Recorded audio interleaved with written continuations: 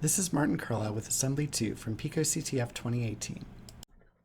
What does ASM2 with 6 and hex 28 return? Submit the flag as a hexadecimal value. And the problem is located in that directory. I've downloaded it, and it's looking at assembly conditions. We're going to look at conditional jumps. So here it is.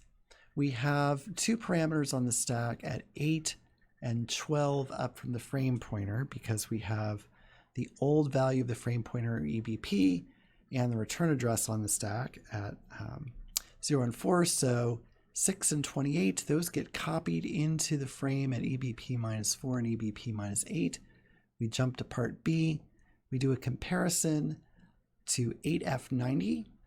And then we're going to jump less than or equal where we add 1 to EBP minus 4 and add 8F to EBP plus 8.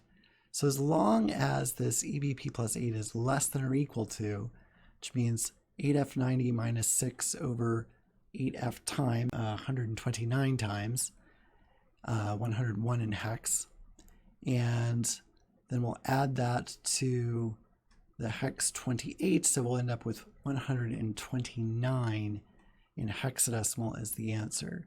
So here we computed the number of times around the loop, 101 in hexadecimal because of the less than equal, there's one extra time there. Added that to the initial value of the variable, and we get the 129 in hexadecimal.